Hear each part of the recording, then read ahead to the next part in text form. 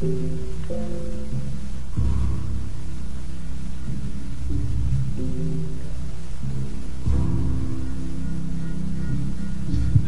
and welcome to the Gnostic Warrior radio show and podcast, broadcasting from GnosticWarrior.com in San Diego, California to around the world. I'm your host, Mo, and today on the show we have Daniele Bolelli. He's a martial artist, university professor, podcaster, and father. He's definitely a busy man. He's written several books. The latest is Create Your Own Religion, a how-to book without instructions. And then before that, On the Warrior's Path, it was the second edition, Philosophy, Fighting, and Martial Arts. In 2011, he released 50 Things You're Not Supposed to Know, Religion, and the first On Your Warrior's Path edition, Philosophy, Fighting, and Martial Arts in 2003. So he's definitely been busy writing books. He's a university professor, and it's great that he's sharing his time with us today. Thanks for being on the show, Daniel. Yeah, man, my pleasure. Great. You're a writer, martial artist, university professor, podcaster, and father. You're definitely a busy man. Before we get into some of what you have done in the recent past, what would you like to share with the audience, with what you're doing now currently or what you're working on? Mainly lately is books. I just had one that came out in April called Create Your Own Religion. I did another couple before that, one called On the Warrior's Path, which was about philosophy and martial arts, and one called 50 Things You're Not Supposed to Know, Religion. Other than that, the podcast, the Drunken Taoist podcast, that's what I'm playing with. We release about 2 episodes a month. Those are the main things right now. Gotcha. And then, of course, your regular job as a university professor, then you're a father, so it keeps you busy. Yeah, I would say so. What are you doing in martial arts right now? Are you still practicing martial arts? Yeah, I mean, I just went rolling Brazilian Jiu-Jitsu yesterday, but it's been rough because I noticed my body is, I don't know, I keep breaking down. I think like everything I've been through over the last 3 years, I've handled well on many other levels. I think my body's paid the price for it, and that's where I'm at. I'm just every freaking time I move an inch, I feel like something breaks. So I have to watch it this day because I think it's like my energy reserve is kind of low, and that's what I need to work on, bring it back to where it was not that long ago. Yeah, I'm in martial arts myself. Hapkido is what I study, and I just turned 42 this past July, and I don't know, I think it's once you hit your 40s, it just your body just can't take it anymore as much. How old are you, Daniel? I'm gonna turn 40 this January. It's just I think in my case it really was like lack of sleep for a long period of time, doing way too much, and I'm all in favor of human cloning because the amount of stuff that I do in a day, 3 people should do, and so it's just like, and it's no surprise that then you pay a price, because if you're burning the candle from both ends, well, guess what? There's only so much that your body can take. Definitely.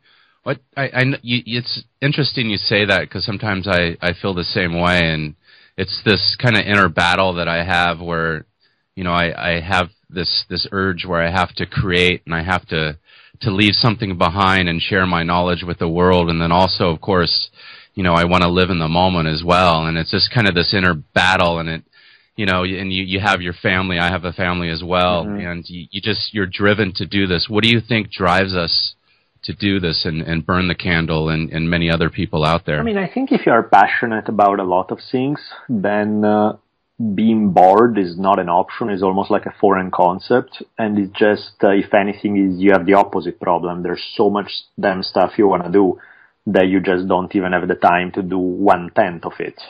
And that's kind of how I feel. I mean, even if I just look only at writing and nothing else, I don't even think about family, I don't even think about martial arts or teaching or podcast or anything. Writing alone, I have in my computer right now about 10 books, of which I've written like extensive notes, in some cases dozens of pages of notes.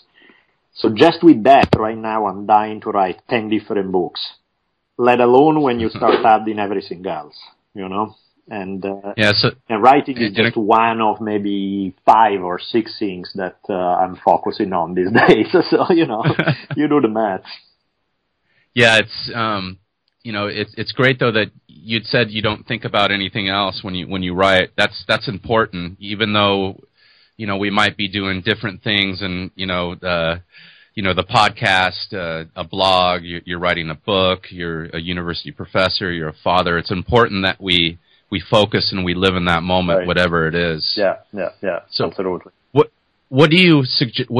A lot of people are scatterbrained out there. What do you suggest that people do to do that and be able to focus and be able to create a book like you have? Yeah, I mean, that's just dumb, stupid discipline, it's not sexy, it's not a fun concept, it's just, it really is boiled down to putting in the time, putting in the focus, shutting out everything else. It's not like there's a magic pill that you take for it, it's just, you sit down and you unplug the phone and you don't check email and you just stare at the damn thing, and that's how you go about it, Definitely. How long did it take you to write your latest book?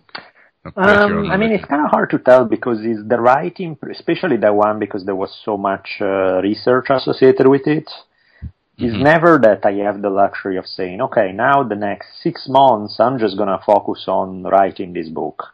It's always where, you have a little bit of time here, so you write some, then you get maybe a month in which you get some good writing going, then you have 4 months in which you can't even touch it. And then you have to start. So it's hard to quantify because it's not like it's a straight beginning to end kind of process. It's a process that usually and plus, before you even start writing, the amount of years in this case that you spend just taking notes, that whenever something comes to mind, you're like, I'm going to throw it in there. And have just that file in which you plug all your notes for it can be a process of years before you even start the first word. Yeah, and you could be researching for one book and then run across material that'll interest you and you get an idea for something else. I'm sure that's kind of the process. Yeah, that's why I have exactly 10 plus files right now of books I want to write, and every time I run into something that interests me, or maybe I'm driving and an idea comes to mind, or even a dialogue, or even whatever, I'll just jot it down, add it to the file until I feel that there's enough stuff and see which one takes priority. Okay, this one. Okay, then we start writing this one. And that's the game. Gotcha. What motivated you to write, create your own religion? I think it to me is sort of one of the basic questions in life. Is just how do you relate to is there an afterlife or not? What's your attitude about gender roles? What's your attitude about sex? What are your beliefs about a million different topics that are all the key topics that all religions and philosophies grapple with, and I feel that the healthy thing that any human being should do is kind of come up with their own approach to life, not just borrow some second-hand answer. And so the idea is, you look at what's out there, what some people argue, what other people argue, then you look at the consequences of those beliefs, what seems healthy and what doesn't seem so healthy to you.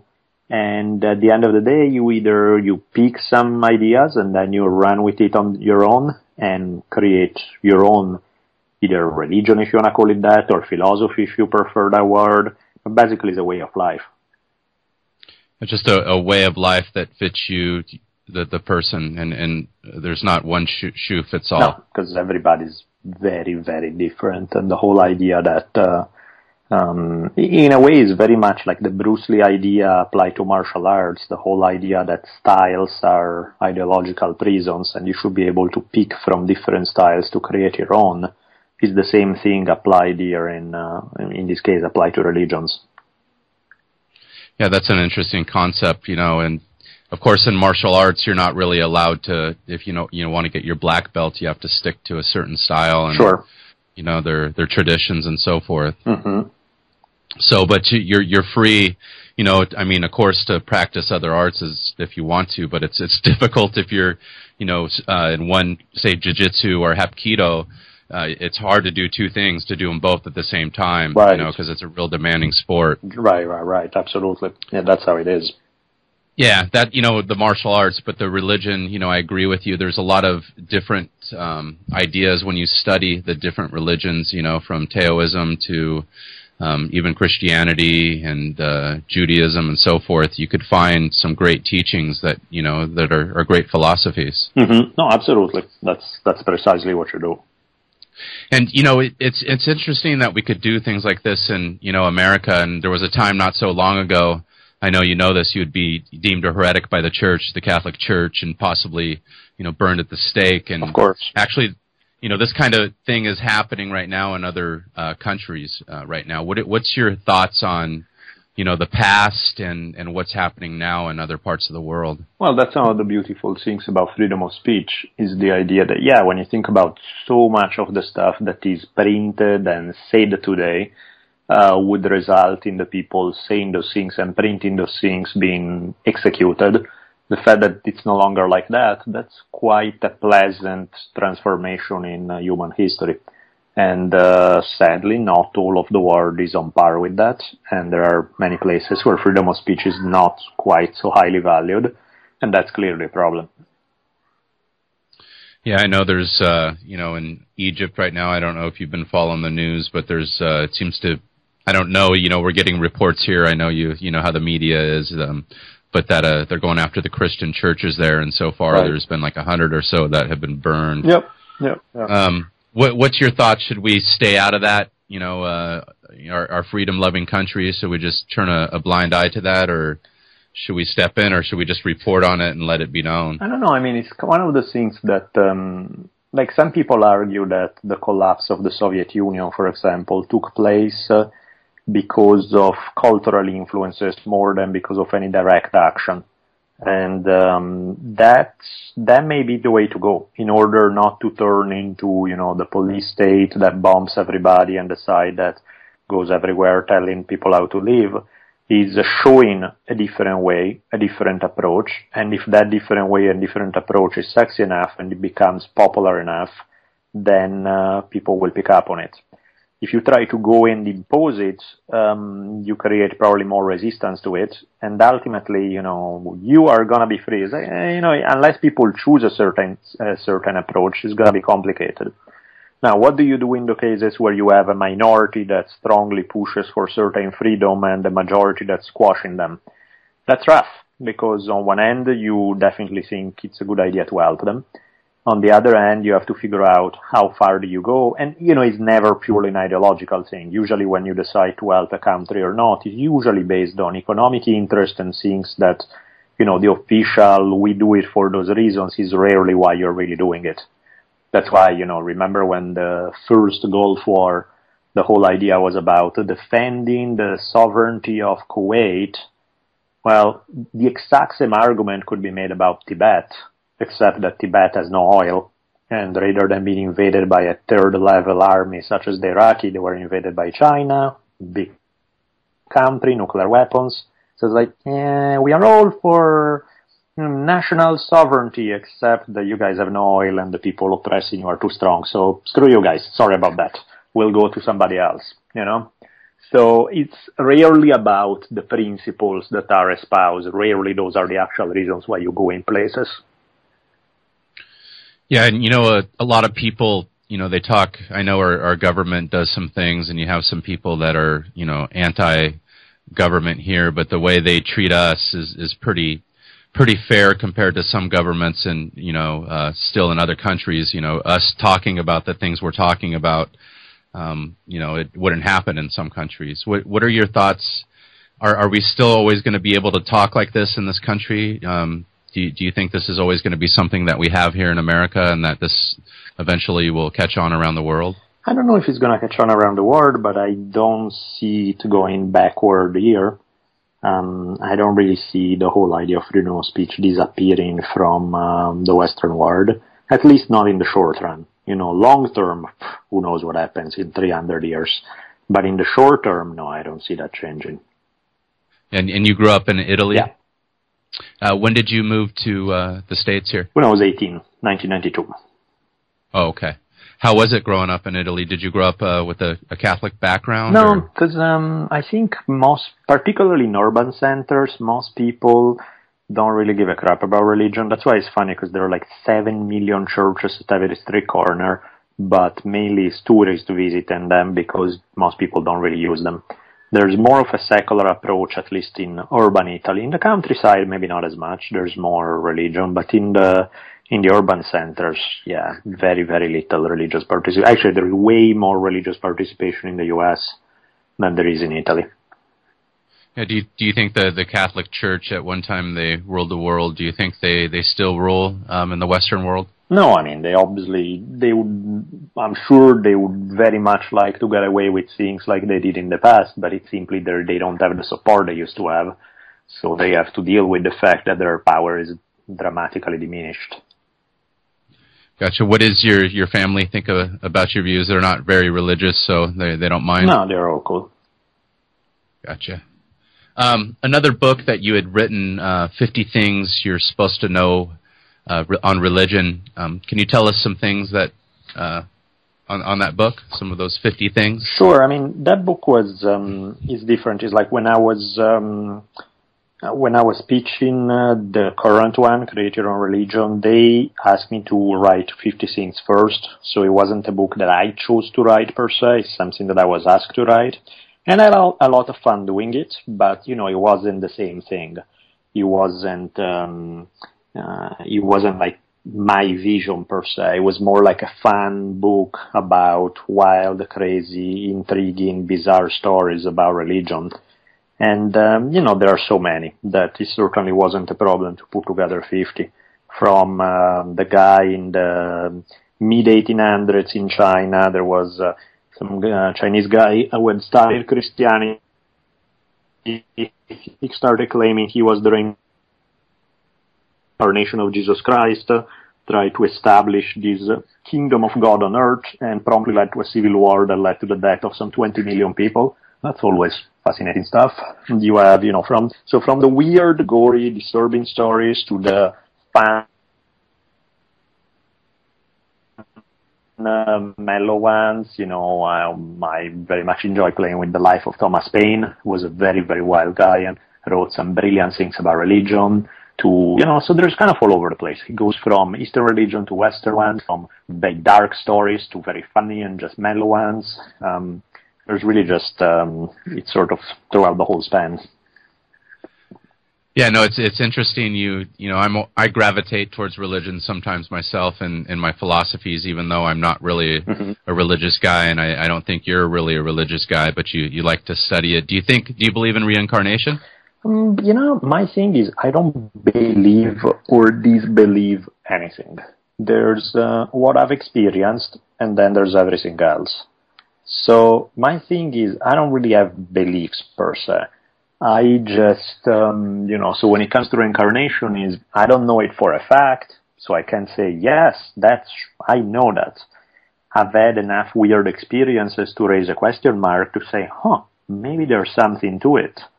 But then again, what the hell does reincarnation mean? Without your memory, without your body, without so many of the things that make us, what is this you that continue hopping from body to body? The soul? What is the soul? What are we talking about? It's like it gets a bit complicated. Purely on intuition, my gut feeling is that there's something beyond the purely material plane we observe, but what that is, what does it mean, I have no idea. Yeah, and it's something that none of us could prove. Right. I know we all question it. So what does the soul mean to you, Daniel? Nothing really, because I'm not denying that there may be something there that survive physical death, but it's so intangible, it's so beyond our ordinary experience that obviously I don't know what we're talking about, and neither does anybody else. That's why I wouldn't rule things out, but I wouldn't exactly obsess about them either, when ultimately you're just going to go in circles over and over because you're not basing your answers on any kind of solid evidence. This doesn't mean that, there are plenty of things that I don't have solid evidence of that I know for a fact they exist. But, I'm all for being open-minded about things, but at the same time not going around espousing something for which you have really very little to back it up. Yeah. Do you ever have battles with yourself internally? I know maybe more when you were younger, almost like you were two different two different beings at all? You know, having kind of a battle. You know, one for the higher road that wants to do good, and one for the lower road that wants to, you know, cause shit. Or no, but I mean, all of us were made of so many different impulses that all the time you have many different options laid in front of you, and you can choose which way to go, which way to feel, which way, how to respond to certain things. We are made of a lot. The whole idea that we are one single being, there's so much that make us that it's crazy. It's like in some way everybody's mildly schizophrenic, not in the real clinical sense, but you know, in the sense of being made of so many different stimuli, some of which are expressed and some of which we keep more well hidden. That's part of all of us.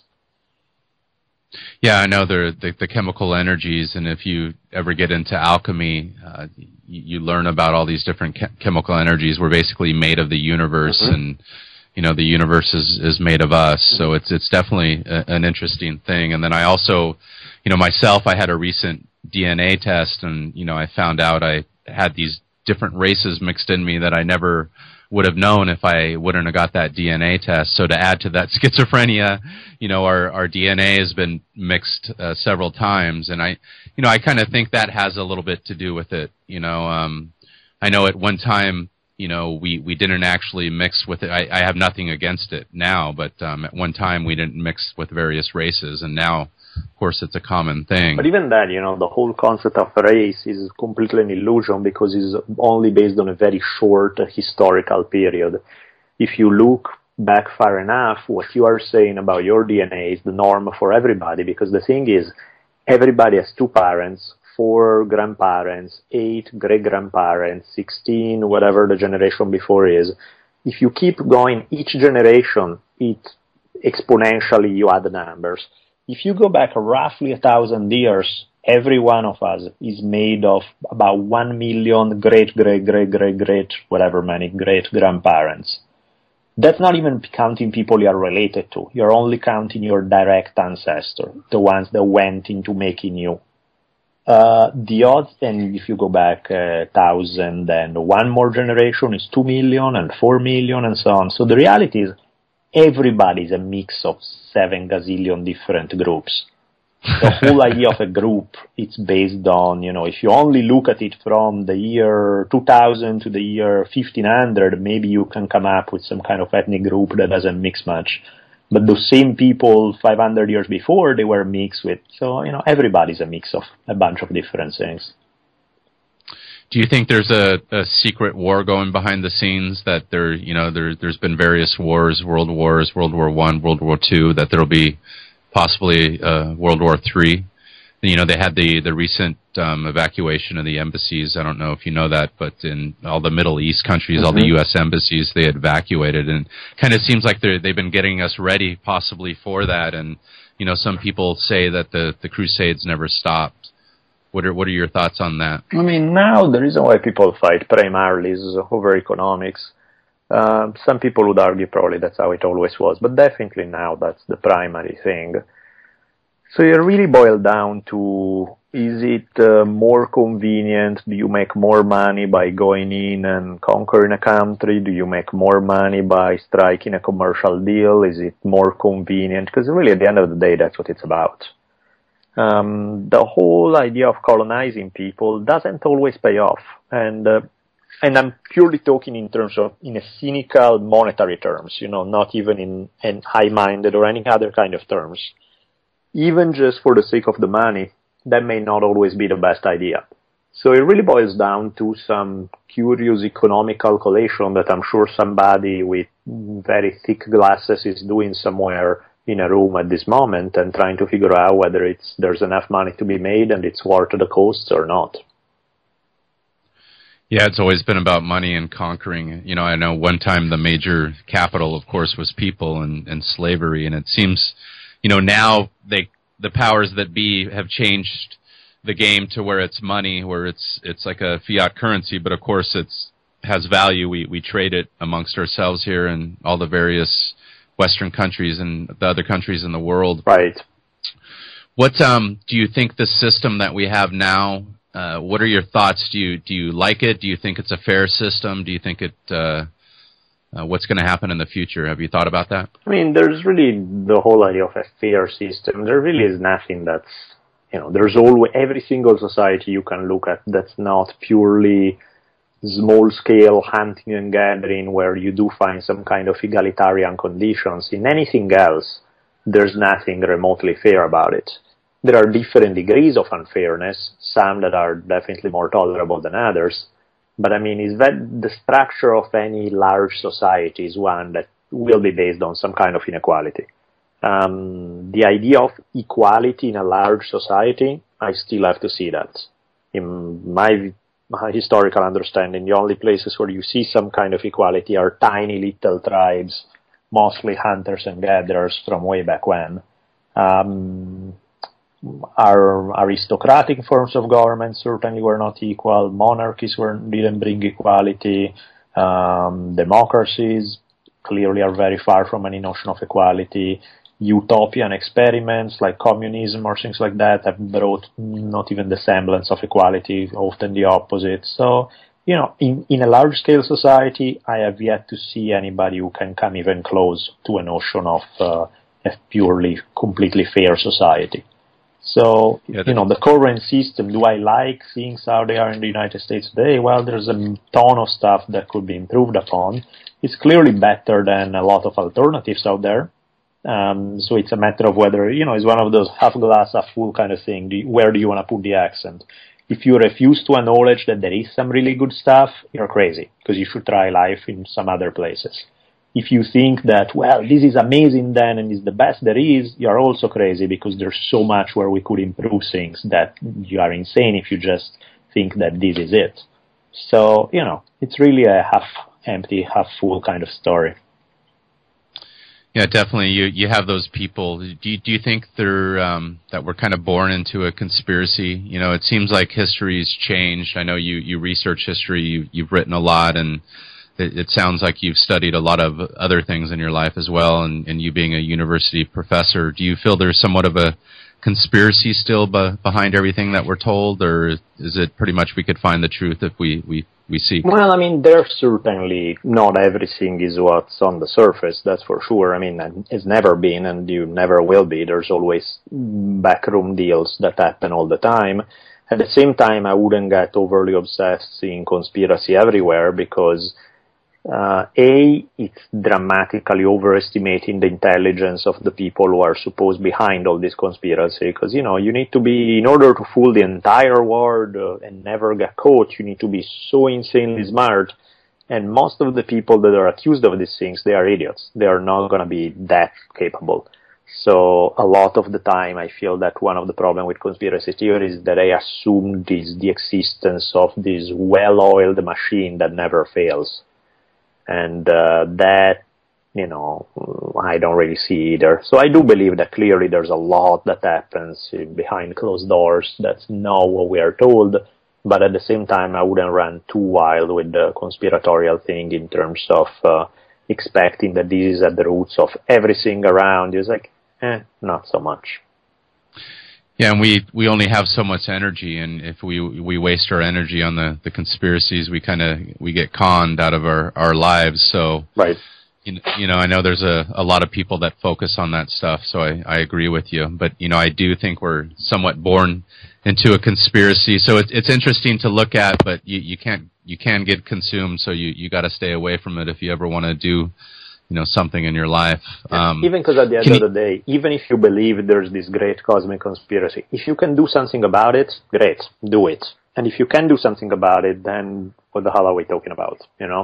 Something that you can't really fully prove and you can't do something about, what are you wasting your time with? If you can't fully prove it, but you can do something about it, well, then go for it. But otherwise, it's a waste of time. True. Here's a simple one, and I don't know what's behind it, but say GMO foods. Mm-hmm. Do you eat GMO foods or do you eat organic, or is it no big deal to you? I tend to stay on the organic side. Now, does that mean that I know what the GMOs are certainly bad for you? No, I don't. I have no idea. the reality is nobody hasn't been proved scientifically either way beyond reasonable doubt, so to speak. I think the whole GMO thing is a very dangerous experiment because unless you're right, you're fucking with the world food supply. So I'm all for, you want to play with GMOs to see what happens. Do so in conditions that don't affect the entire world supply, that don't end up directly or indirectly having an impact on them. But if you want to have your field somewhere where you try to make, the fruit that picks itself, go for it, as long as the seeds don't get spread over somebody else's field that doesn't want them. And then, 200 years down the road, we can look at the results, and if it works great, then awesome. Then it's safe, it's wonderful, then we have it. If it doesn't, well, don't fucking turn it into the way that everybody's going to eat from one day to the next, because if you made a mistake, you just screwed up one of the essential sources of energy that our bodies depend on. Yeah, and your theory basically is since the evidence isn't out and we don't have conclusive evidence of what GMOs will do to you long term, you're not going to be a guinea pig or subject your family to that. Precisely. Gotcha.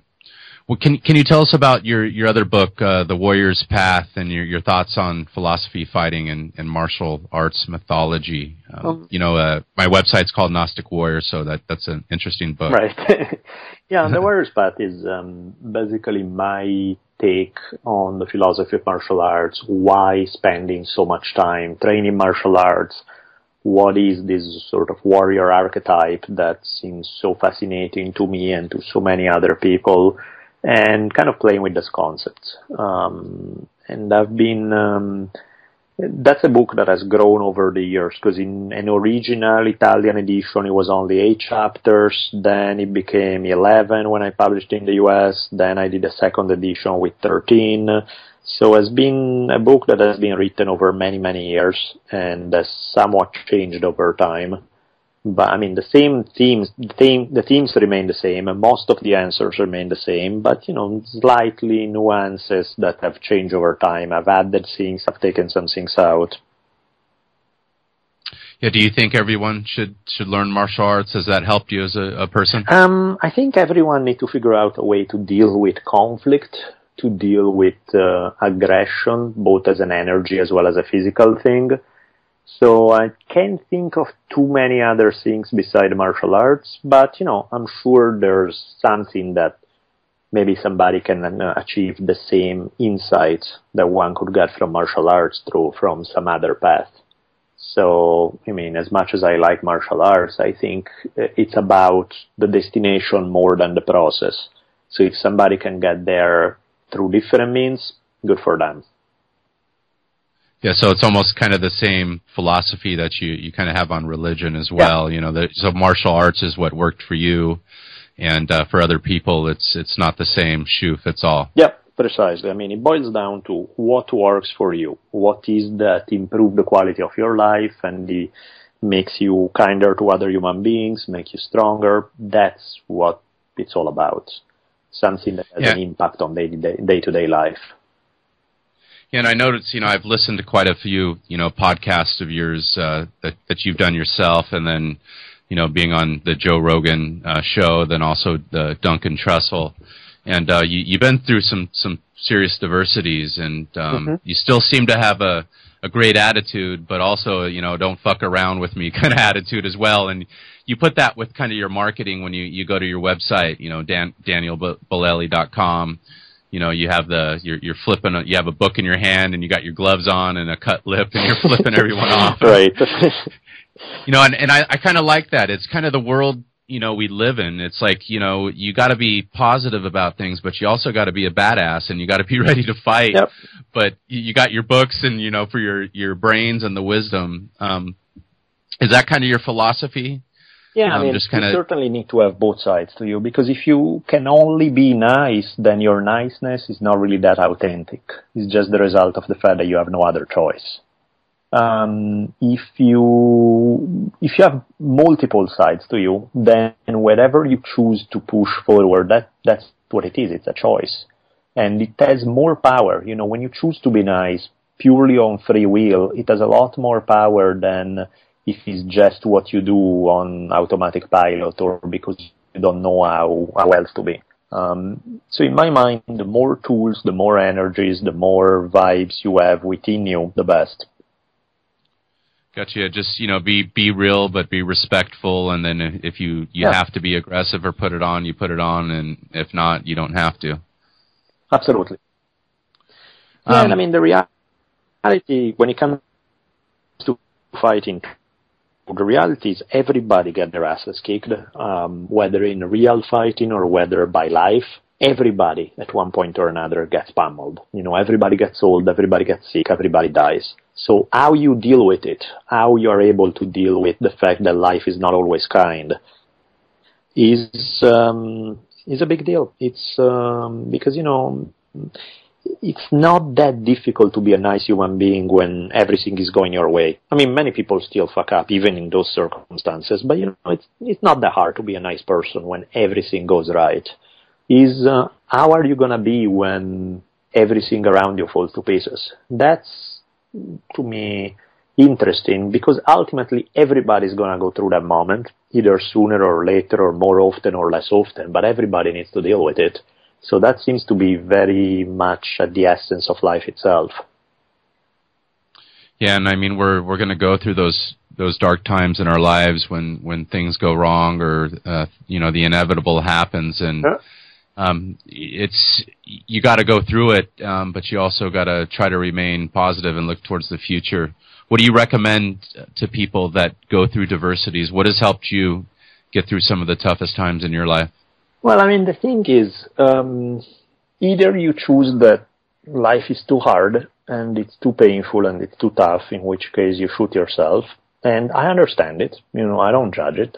People, it's a cowardly. Well, what the fuck do you know? You try being in their shoes. I don't know. Maybe it is, maybe it isn't. But the point is, everybody has that struggle, that moment of like, this is more than I can bear. And so either you choose to shoot yourself, but if you don't, then it better be because you want to taste the last drop of enjoyment out of life, no matter how ugly some of the circumstances are. I feel that most people don't do either.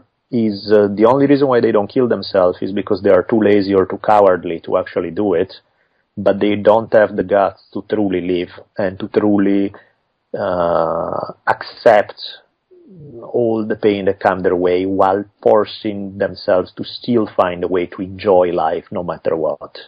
In my mind, that's key. It's about, if you decide to be here, do it for fun. Do it because you out of love. Do it out of passion. Do it out of intensity.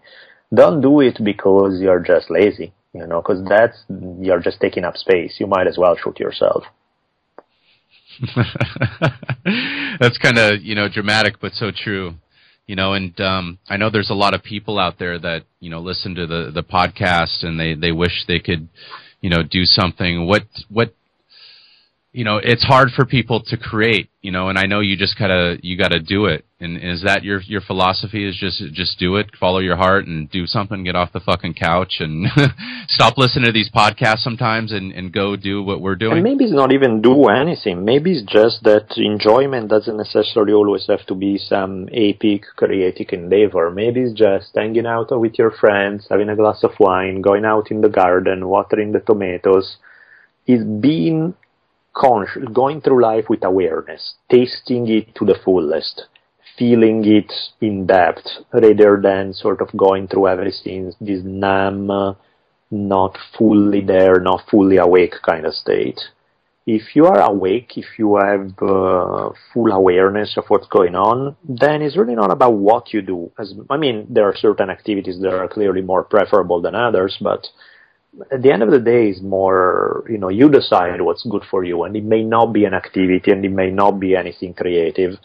Maybe it's just finding ways to enjoy your time that are not based on some kind of heroic action or anything. That's fine too. Yeah, and unfortunately, a lot of people are finding that behind electronic, device these days. What are your thoughts on on that, as far as people just staying on the computer and that's what they do for fun? It's tricky because clearly computers, internet has opened doors that, we have some doors open that we could never even dream of in the past, and there's something very cool about that. At the same time, it's like most things that are fun, it can be addictive. And it's the same thing as, a little bit of chocolate. Ooh, it's awesome. If you have 3 chocolate cakes a day, well, you are an addicted freak and you are killing yourself. It's like anything else. Internet is amazing, but if it takes over your life and nothing else exists, then yes, you have a problem. Yeah, do you limit yourself on it, or you only have so much time? What do you use it for? I use it a lot. Definitely, I'm trying not to do. It feels like almost natural to be on the net every other minute, because between responding to email, organizing things, or you're in front of the computer, because there's something going on all the time. So it's kind of a effort. I have to put my willpower down in order to make sure let's give it a set time. From this time to this time, you're answering messages, you're checking things, then get out, do something else. Otherwise, it's very easy for it to suck up your life. It is, it's a blessing and a curse, because I run my business, and I'm sure, with you writing your books and then being a university professor and everything that you're doing, it's just, it's hard. So we just got to find balance out there. Yeah, absolutely. And that's the way. If you feel that pressure, if you feel that it is swallowing up your life, give yourself some set times of the day, where it's like from this time to this time, it's when I answer stuff, or I allow myself to check things 3 times in a day for no more than X amount of time each, and that's it.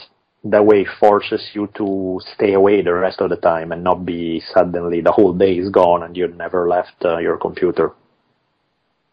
No, I agree. And you're the host of the Drunken Teos podcast. You've done 22 episodes. And then also you've been on the Joe Rogan podcast quite a few times. Is Joe your friend? Joe is a super nice guy. I haven't really hung out with Joe outside of the podcast. Has only been, when we, actually once, I think, we hung out once. That was about it. The rest of the time has always been on the podcast.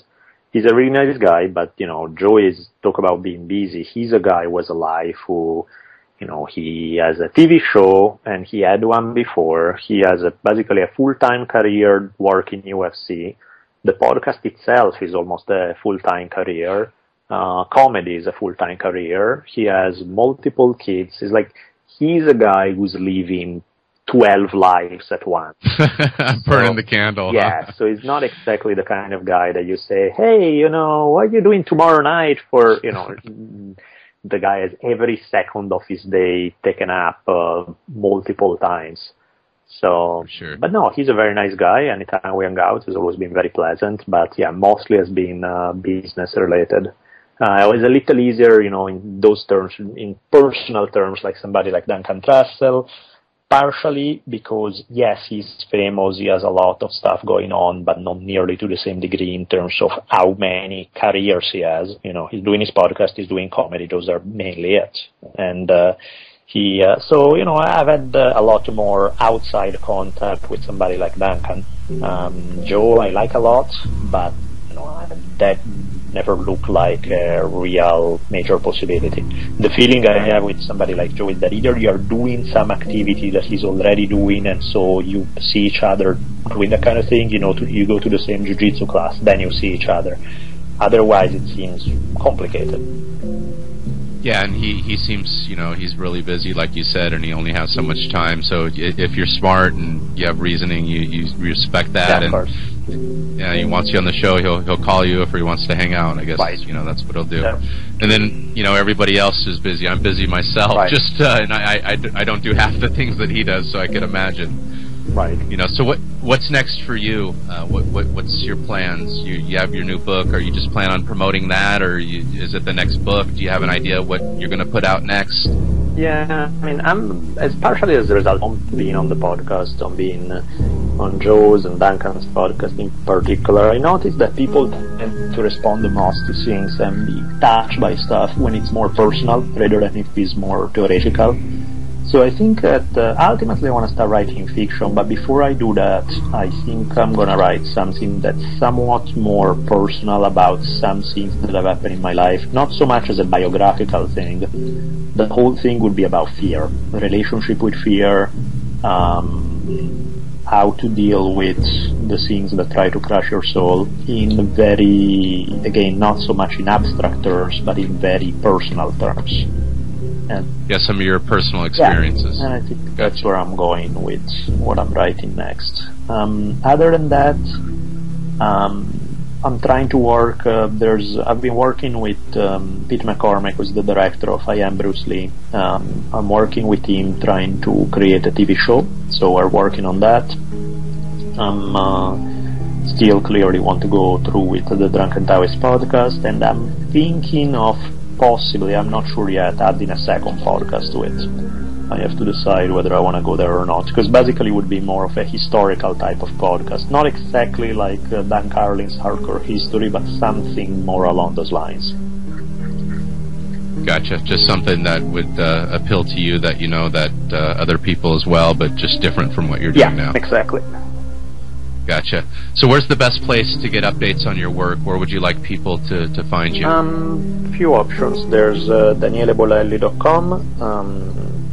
I guess you can put the link down since my name is spelled in weird ways. So. Yeah, I will put a link, of course, in the podcast on the post and in YouTube as well. So there's that. There's Twitter is my first initial D, and then my last name, Bolelli, which is Bolelli. Again, D as in Daniel, B as in boy, or beer, better. Olelli. The Drunken Taoist podcast website, which if you Google the Drunken Taoist, I'm sure there are not 17 out there, and probably we're going to be up there toward top. Those probably would be the best ways to go. Okay, great. Definitely. I appreciate your time, Daniel. I know you're a busy man, so take care and have a good one. No worries. Thank you so much. You have a good one. Okay. All right, you too. Bye.